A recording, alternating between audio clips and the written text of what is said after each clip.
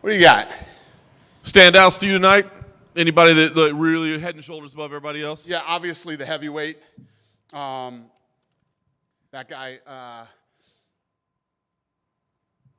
24 years old, 6'7", 7-0, 6 knockouts. Love it. And then obviously Elijah Smith, very impressed with him too. I just realized you said you're rushing because you have a flight to catch. So there's probably not a departure time. Like you're okay. No, there's not, but there's customs that you have to catch customs right or you are fucked. All right. Any thoughts of 2 contracts in the main event? That was a hell of a fight. Did you have any thoughts at all? I know that's not something you do very often, but was it? No, listen. I felt like Elijah came out dead serious in the first round. Aaron was kind of playing around and taking it lightly. You saw in the second round he was not. He found out Elijah came here to fight, and then when Aaron dug in, it turned into a fight once he got serious. And what was great is this kid took this fight on 3 weeks' notice, ended up in a dog fight with a tough, badass dude, and dug deep and pulled. In the third round, when he was like trying to go for the feet, I said, "It's done. It's over." Elijah just broke and quit, and he stood up and just started going to war. And I said, "All right, Elijah, I apologize. I counted you out too quick." And he dug deep, and those two were both just dropping bombs. I mean, I was already standing up clapping with 10 seconds left of the fight. It was a great fight, much respect for both guys, and yeah, it was a fun one. A UFC veteran's son in the UFC. I mean, give me your thoughts on that. I mean, does it make you feel old? I'm old, yeah, exactly. That means I'm old, yeah, but very cool. Very cool to see that come around, yeah. I want to ask you about UFC Africa. You know, obviously an African standout tonight. I mean, kid looks incredibly good. But where do you stand on an event over there, a PI over there, and just the future of the sport with athletes over there? I've been saying this. I said, wait till we build I said it to the guys at the table tonight. Wait till we build a PI in Africa, and some of these guys start coming in from at a young age and learning everything. It's like. Just like Mexico. Wait until 5, 6, 7 years. Mexico, same thing's going to happen. And who knows with Africa? It could be even crazier. How far are we away on that? I know you want to do next year. You want to take Drickus there. Just open Mexico, yeah. These things aren't cheap. They're very expensive. They take time, and, it's a massive reinvestment in the sport. Nice. We have 3 of them now, 3 PIs. They're fucking expensive, so... I don't know. Worth the expense, though? Huh? Worth the expense? Like an investment? I mean... Yeah, well, you have to do it. I mean, you have to reinvest in the sport, or we're boxing in 10 years. I want to ask you about Ahmad. You said you were going to pass, but Sean Shelby wanted him. Does he need to send a thank you note to Sean Shelby, like he was done if Sean didn't ask for him? Yeah, I wasn't going to take him, but I always, I ask the boys, what do you guys think? I give them my opinion. This is what I think, and then Sean wanted him, so... Yeah, 100% Sean Shelby. So he owes Sean for that one. So if he fails, it's Sean's fault. What's that? If he fails, it's Sean's fault. No, if he fails, that failing is up to him. Whether he succeeds or fails is up to him. But yeah, Sean wanted him. So that hey, listen, I come in here one night. I don't know anything about these guys. I see who they are and what they got in one night, and I decide whether I want them or not. Sean Shelby and Mick Maynard know everything about these guys, and Sean wanted them. So there you go. Nice. I know you're in a rush, but I did want to ask you, outside of tonight, we're a few days removed now from the Sphere, the show that you built up. I mean, we talked about it on Saturday night, but in retrospect, a few days removed, soaking it all in, what are your thoughts on what unfolded on Saturday? Well, I don't think that we've ever done an event, even 300. I mean, name the event. We've never done an event where days after, I mean, my phone is still blowing up from people hitting me about the experience. We flew to LA yesterday for meetings, and, there and back in Vegas at the airport, people were, it's just, I don't know if I've ever been a part of an event where so many days after, people are still sending me texts and pictures. And when I run into people that are Mexican, they go crazy. And I don't know if you saw the post that I posted, but that was sent to Craig Borsari. It's awesome. I mean, that text is awesome. Yeah. I know that the MGM deal is in place. It was a one-off, but given all that, given that excitement, given the what's happening, do you feel like that is a future venue for the UFC? Like it's not one and done? I'm already looking at going to Mexico next year. I want to go to Guadalajara next year for Noche. Nice. They're building a new arena there. It'll be done in 25, and I'll go there. I'm not even thinking about doing Vegas now for Noche. After the way that whole thing went down, just left a bad taste in my mouth. We'll do Mexico. We'll go to Texas. We'll go to Arizona. We'll go to different places now for Noche. Vegas can have the boxing matches. Dana, you said about that whole thing with the MGM Arena guy. Did you ever hear his reaction to the Sphere show and everything like that? I don't give a fuck what he thinks about the show. No. Why would I give a shit what he thinks? I just wondered if he maybe saw what you guys could produce and regretted letting you guys go there. Give a shit. Into the heavyweight fight, Arthur Lopez came out swinging. He was obviously a massive underdog. Do you think that's how people should fight if they're such a heavy underdog against such a bigger opponent? Oh, listen, I got up and walked back and said to him, much respect. Listen, that guy should drop down to 205. And, Mick said, anybody drops out of anything, I would love to have that guy in. Let me tell you what that guy's not going to do. Bum anybody out next time he fights. That guy's a dog. I loved it. On Saturday, we announced Jon Jones, Stipe Miocic is officially happening. Jon then was seen ringside saying that this is probably the last one. I'm sure there could be negotiations involved, but have you spoke to him about maybe his future after this event? Why speak to him after this event? You got to figure out what's going to happen in this fight. Yeah. See how this fight plays out, and then we'll go from there. Is Tom Aspinall officially the backup for that fight? Yes. Okay. Tom Aspinall is next in line for anything that happens after this fight. Dana, I just have a quick question. Don Davis spoke today about the Francis fight that they're planning, and he says that he spent more on the production of that fight than you spent at the Sphere. And I'm just curious if you think that's possible. Don Davis, PFL, says he spent more than the Sphere. I didn't even know who he was till you said it. So what did he say? He spent more? He says he's spending more on the production of the Francis fight than you guys spent on the Sphere production. Sounds like a good idea.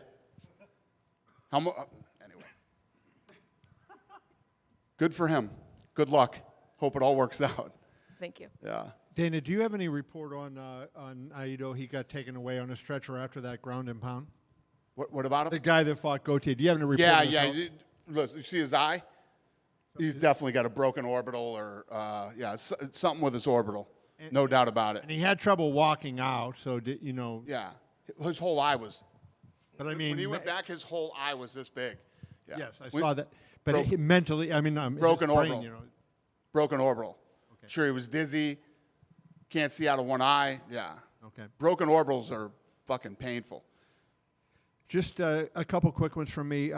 O'Malley announces today he's having hip surgery, and I don't understand how these guys fight with he has a torn labrum, and then 2 days later they're having surgery. I mean, isn't there a process in place? That's a pretty significant injury. You can't, fight at your best performance if you have a torn labrum, right? I agree. So how do you prevent that from happening where they're supposed to disclose to the commission and they don't do that? You can't. You know what I mean? If these guys come in and they have something and we don't know, I mean, how would the doctors check for a torn labrum? You know what I mean? You can't. Yeah, knowing what you know now, does that explain the performance, or do you think Merab was just so good in that fight that he was going to win the fight on that given night anyways? Literally everybody reached out to me that night and said, Sean O'Malley didn't look like himself. He didn't look explosive. He didn't look, all the same stuff we were all saying that night. Right. And then lastly, not to take anything from Rob, but correct. I mean, everybody felt that way. Last question. I mean, can you just give a little more detail on this arena that you talked about? Is it the one that the people from the L.A. are talking about down off Las Vegas Boulevard, where they're talking about an NBA arena, or is this another project? Oh, the arena? Yeah, no, it's a different one. It's a different. And where would that be in this resort area they're talking, or somewhere? Yeah, it's in Vegas. Yeah. And down on the strip area, that type of thing. Okay. Yes. Is there need for that type of thing here? Now you would have 4 or 5 arenas all within a couple mile span of each other. I agree. I mean, they're popping up like crazy here. But listen, there's tons of sports coming to this town now. Between UFC, boxing, baseball, basketball, hockey, football, and God knows what else. Did I say soccer? It's all coming here now. How long is your deal? And then you left got with MGM? concerts. I mean, nonstop concerts, and there's always something to do here. It's always going to need an arena. How long is the exclusive with MGM left? I don't know off the top of my head. Do you know, Craig? You know what the exclusive with MGM is that we have? How much time we have left on that contract? Yeah, we don't know. Okay, great. Thanks. Dana, over here. Speaking of the main event, Aaron, obviously, like you said, he looked like he was out in that first round, and then he started to come back and kind of made it a dogfight. Just looking at that fight, he might beat guys that are already on this UFC roster. Is he a guy that you would might bring back to the Contender Series and just give him another shot? Yeah, I would never say no. I mean, he in the first round, a lot of showboating and goofing around and was getting picked apart, and then came back dead serious in the second round and turned it into an absolute war. But yeah, I mean, most of these guys, if they keep winning and doing their thing, they find their way back here. I think the only thing with him is he's 31 years old. You know what I mean? So looking back at the Sphere again, you didn't have an answer post fight, but did you anyone find all the Easter eggs? Yeah, we had 28 people who found the Easter eggs. So they go into a pool, and the winner has already been determined. Legal has it right now, so legal's dealing with it. Was it a random drawing? Yeah, it's a random drawing. Yeah, and there's all this. Can't be related to anybody. You can't fucking. If you ever said hi to somebody at the UFC, you're out. Fucking, So it's. Is that more people than you thought would find them all? Yes. What do you think, Craig? It was Craig's. It's good you're in here. It was Craig's baby, actually. The whole Easter egg thing. I think it helped that all the fights went the distance. Yeah. It definitely did. Time to check it out. But if there were a couple one-rounders in there, I thought it was going to be hard. Sure. Especially World Two. The first two were insane. Yeah. The first two were like. Two was insane. Actually, John Morgan's wife. My wife found the second one. I was like, "You're fucking genius!" Like I never would have seen that. Yeah, but my. Insane. And the first fight, like nobody saw that one going the distance. Like who would have ever thought that? Yeah. Just a couple more. Did you see that video of Jake Paul saying he was banned from all UFC events and then put the costume on? Yeah. Listen, if Oscar De La Hoya was there, okay, let's put it that way. Nobody's banned from the UFC. Listen, that kid knows how to market and do his thing, and all that good shit. But yeah, no, Jake Paul's welcome to come to UFC. He just can't bring that. Then just one last one for me, just because a couple of Brazilian colleagues asked me to ask you. This past year, excluding the pandemic, is the first year you haven't been back to Sao Paulo since 2012. So I guess what are your plans for Brazil in 2025 moving forward? Off the top of my head right here, right now, I don't know. But obviously, Brazil is very important to us.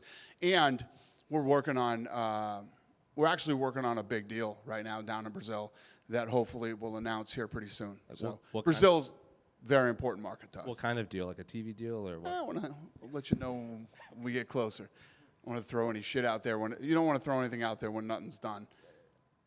Dana, just one last one on the Sphere. Obviously the screen was incredible. I thought the costume design was one of the most impressive things I've seen in quite a while. If you do take the show on the road, obviously there's not going to be a Sphere, but will the costume design be something that you try to work into the element if you do take the show on the road? Well, the costume design was literally, I mean, as authentic as you could possibly get, and they were all real clothes, and they were done by one of the best designers in Hollywood that does that stuff. So, probably not. No, I mean, our Octagon girls don't wear that stuff, and that this was a one night only. I told you guys this was a one of one. This was a one of one.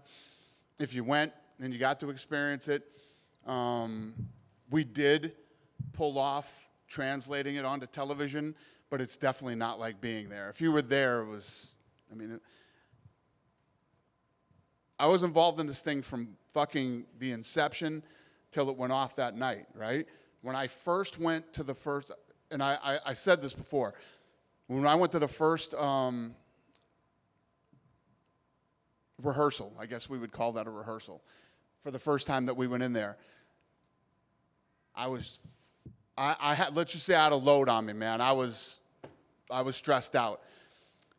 These guys messed up, and they opened with the marigold, the skull thing, and I went, I don't need to see anything else. This is it. We did it. We did it. Whatever else is coming, if it's even a quarter as good as this, we did it. And then we went to the full-blown rehearsal. And when the show open starts, and it starts basically at the beginning of time, and just fucking. Even that night, I went up.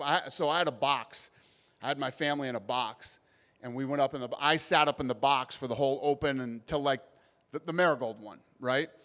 And it was just, I was blown away. And I've been a part of it since the very beginning. It was my idea, and yeah, I was blown away. And him and his team have literally killed themselves for 7 months. Guys are exhausted. One of them got sick. This took a toll on us, man. This is one of one. Done. Thanks, Dana. Adam, quick, which was your favorite movie part? So it's hard to pick a favorite, but leading up to it, my favorite was Valentina and Grasso, with the statues and the whole thing. And I don't know if you noticed, but they were walking. That was all filmed. That wasn't, and then it timed out to where they walked out. You thought they just walked through that hallway. But it's hard to, the opening with the big bang and whatever, and it's, the skull one is hard not to love. I mean, so good. Good? All right. Thanks, you guys.